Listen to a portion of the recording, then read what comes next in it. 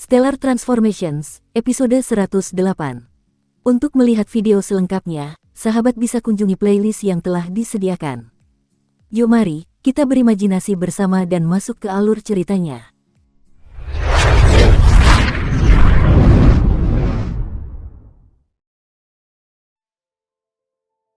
Aula Ethereal Istana Yinyu di benua Tenglong menempati area yang sangat luas. Selain aula utama yang terletak tepat di tengah, terdapat juga lebih dari 10 aula kecil di sekitarnya. Aula-aula ini saling bertautan, secara implisit mengandung formasi misterius. Sejak Kaisar Iblis Dunia Iblis memberikan perintah itu, para ahli dari berbagai aliran Siumo besar telah berkumpul di Istana Yinyu. Namun, beberapa iblis lepas yang sangat tangguh masih kembali dari samudera astral yang kacau. Karena mereka berada jauh, mereka akan membutuhkan waktu untuk kembali. Saat ini, di tempat tinggal Dame Lian Yue, Kakak Wu Hei, karena kau sudah datang membantu kami, setidaknya tak seorang pun berani merebut diagram penghancur langit kami. Ucap Nyonya Lian Yue kepada seorang pria berpakaian hitam yang duduk di sampingnya. Wajahnya tampak seperti dipahat dari batu sementara seluruh tubuhnya memiliki otot yang hampir sempurna dan memancarkan aura kekuatan absolut.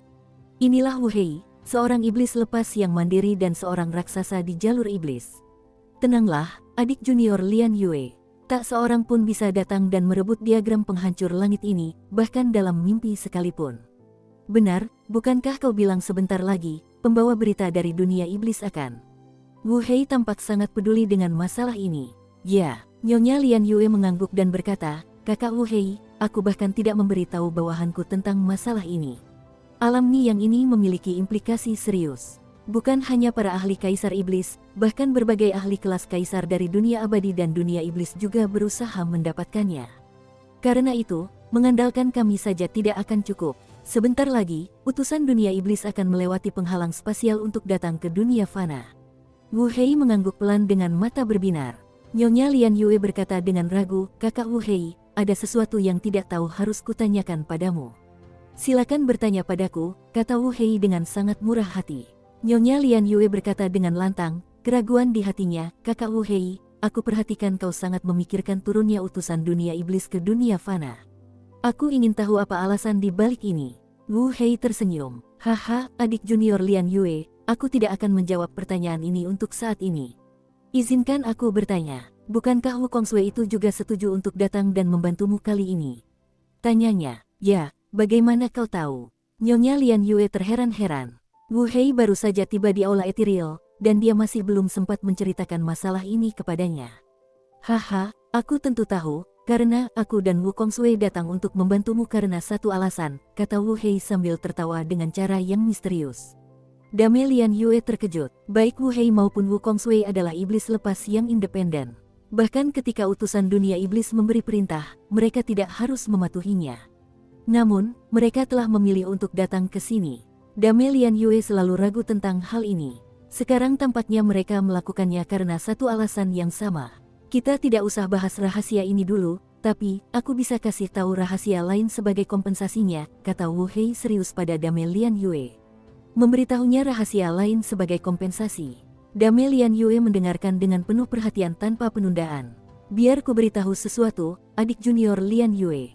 Saat ini, semua teknik Siumo di benua Tenglong adalah yang paling dasar dan termasuk dalam tingkat dasar. Hanya ada 3 teknik Siumo yang sebenarnya. Wu Hei memasang ekspresi misterius. Dame Lian Yue terkejut. Semua teknik Siumois saat ini adalah yang paling dasar.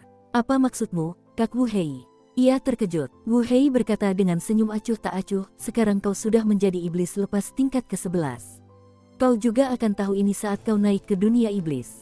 Aku hanya memberitahumu sebelumnya. Di dunia iblis, hanya ada 3 teknik iblis yang benar-benar hebat. Yang pertama adalah jalur iblis hitam, yang kedua adalah jalur iblis darah, dan yang lainnya adalah jalur iblis asura.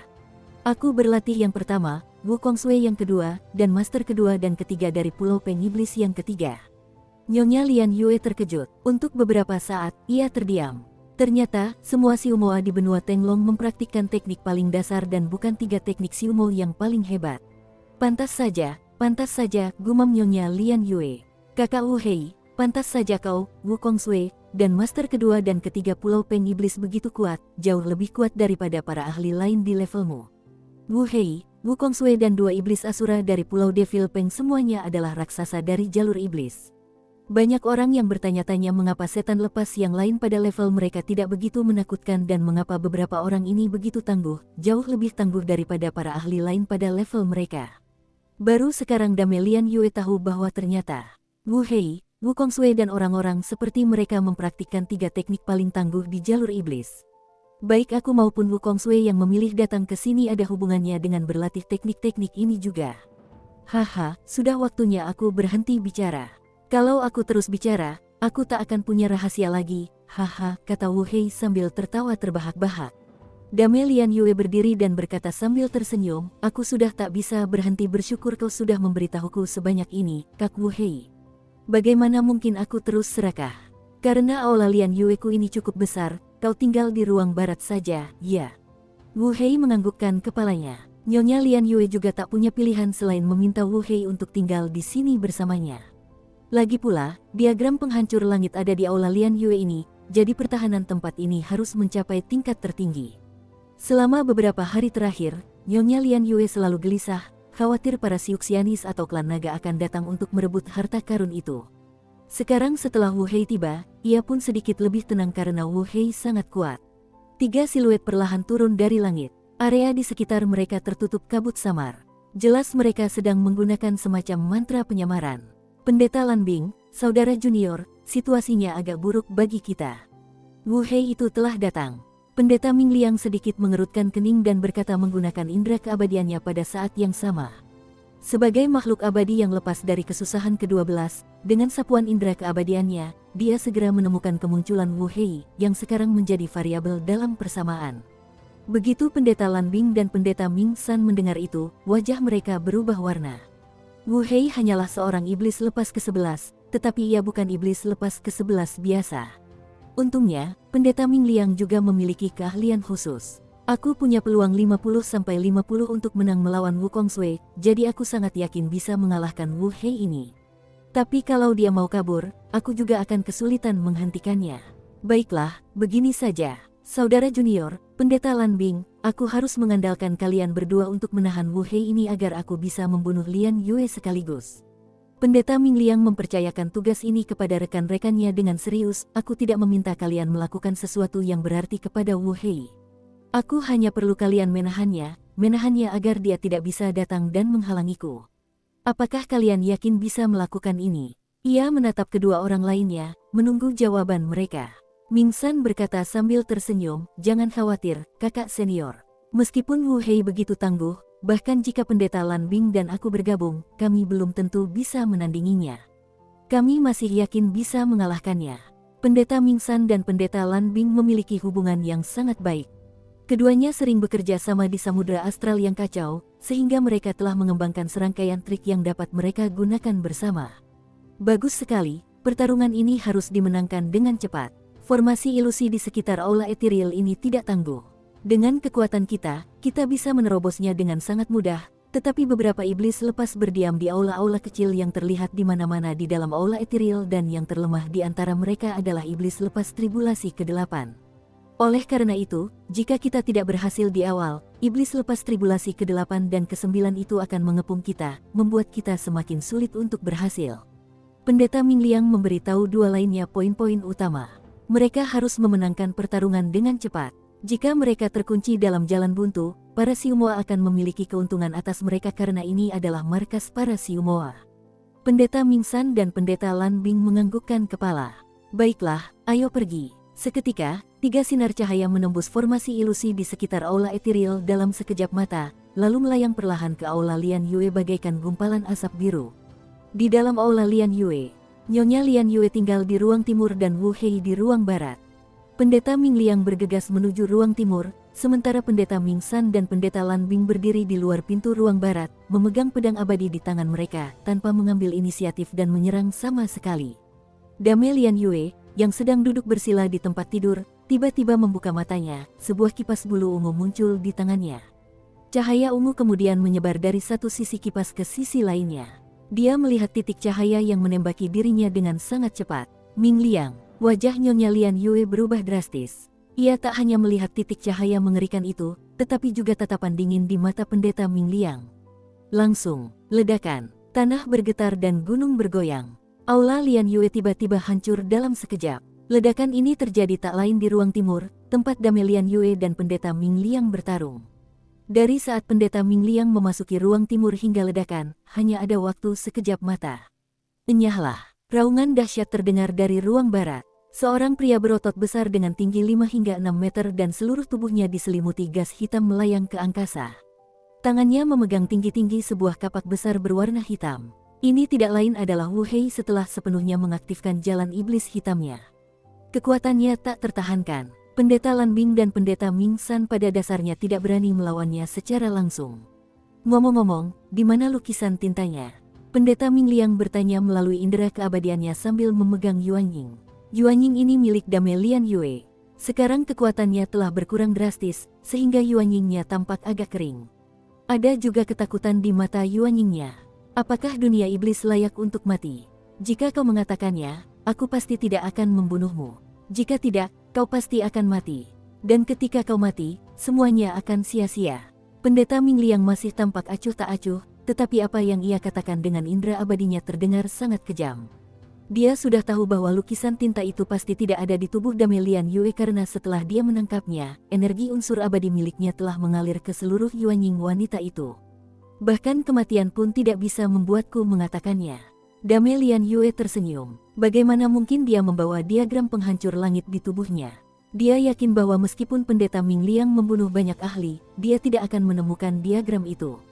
Nyonya Lian Yue tidak bisa mengatakannya. Jika dia mengatakannya, setelah utusan dunia iblis turun ke dunia fana dan mengetahui hilangnya diagram itu, mereka pasti akan melampiaskan amarah mereka pada istana Yingyu.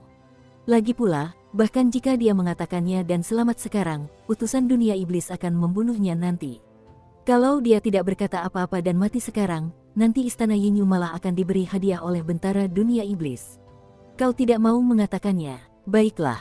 Mata pendeta Ming Liang yang tenang, bagaikan kolam yang dalam, berkilat tajam. Namun, pada saat ini, Wu Hei yang murka mulai menyerangnya dengan gigih. Segala yang menghalanginya hancur tanpa terkecuali. Menghadapi lawan yang begitu kuat dan ganas, pendeta Ming San dan pendeta Lan Bing bahkan tak mampu menahannya. Air di area samudera astral caotik yang tak terbatas ini tiba-tiba bergerak naik turun perlahan dan senyap. Energi suci yang pekat itu benar-benar membuat Qin Yu tercengang. Saudara Qin Yu, dengan penuh semangat dan semangat, Lian Chong menunjuk ke sebuah pulau besar di kejauhan, itu rumahku Pulau Devil Peng. Pulau ini sangat luas, hampir sama luasnya dengan gabungan 3 kerajaan besar di benua Qianlong. Tentu saja, wilayah wilderness mencakup sebagian besar wilayah benua Qianlong. Pulau Peng Iblis, Tuan, akhirnya aku tiba di Pulau Peng Iblis yang legendaris. Kilin Tinta tampak sangat gembira. Tempat asalnya memang terlalu jauh dari Pulau Peng Iblis ini. Mengingat kekuatannya, ia tidak berani menempuh jarak sejauh itu. Qin Yu menarik napas dalam-dalam. Pulau Devil Peng memang pantas disebut pulau nomor 1, serunya kagum. Meskipun ia berdiri jauh dari pulau itu, ia masih bisa merasakan aura dahsyatnya. Baginya, aura dahsyat itu bagaikan binatang buas yang tak tertandingi bagi manusia biasa. Pulau Devil Peng terbagi menjadi area luar, area dalam, dan area tengah. Area luar diperuntukkan bagi para iblis lepas tribulasi ke-6 dan ke-7. Area dalam diperuntukkan bagi para ahli tribulasi ke-8 dan ke-9. Dan area tengah diperuntukkan bagi mereka yang berada di tribulasi ke-10 ke atas. Lian Chong memperkenalkan diri. Tentu saja dia sangat mengenal Pulau Devil Peng. Area pusat dibagi menjadi 2 bagian. Satu adalah tempat tinggal paman tertua saya Istana Sayap Emas dan yang lainnya adalah tempat tinggal orang tua saya Istana Asura. Saudara Qin Yu, paman tertua saya pada dasarnya penyendiri dan sombong. Dia bahkan tidak terlalu menghargai lus immortal tingkat ke-11 dan ke-11. Pada dasarnya sangat sulit untuk memastikan apakah dia akan menemukan seseorang yang cocok. Karena itu, ketika kalian sudah tiba di area pusat, jangan melewati batas Istana Sayap Emas, kata Lian Chong dengan serius. Mengetahui bahwa Lian Chong mengatakannya dengan niat baik, Qin Yu mengangguk dan berkata, jangan khawatir. Aku pasti tidak akan melakukan itu tanpa izin. Namun dalam hatinya dia merasa penasaran dengan siapakah sebenarnya tuan pertama dari Pulau Devil Peng ini. Makhluk legendaris yang tak terkalahkan, bahkan para ahli tribulasi ke-12 pun jauh dari setara dengannya. Sosok seperti apa dia sebenarnya? Pikirnya dalam hati. Pada saat ini, Ratusan orang terbang keluar dari Pulau Peng Iblis dengan sangat cepat dalam dua kelompok, satu di kiri dan satu di kanan. Mereka kemudian terbang menuju Qin Yu dan Lian Chong. Tuan muda, dua pria parubaya berpakaian hitam di depan kedua kelompok itu berkata sambil tersenyum. Mereka berdua adalah ahli tribulasi ke-11. Di mana orang tuaku? Lian Chong memandang ke kejauhan. Ia tak percaya orang tuanya tak akan berlari menghampirinya, yang nyaris lolos dari maut dengan kecepatan tinggi. Dua pria parubaya berpakaian hitam di sebelah kiri dan kanan melihat ke belakang sambil tersenyum. Seorang pria dan seorang wanita yang tampak seperti dua pemuda berusia 20-an terbang ke arah mereka dengan sangat cepat berdampingan dari Pulau Peng Iblis. Pria itu tampan dan wanita itu cantik. Melihat Lian Chong di kejauhan, mata mereka secara alami memancarkan keterkejutan dan kebahagiaan. Conger, ayah, ibu. Seketika, mata Lian Chong tiba-tiba memerah. Ia langsung menghambur ke pelukan orang tuanya dan memeluk mereka erat-erat.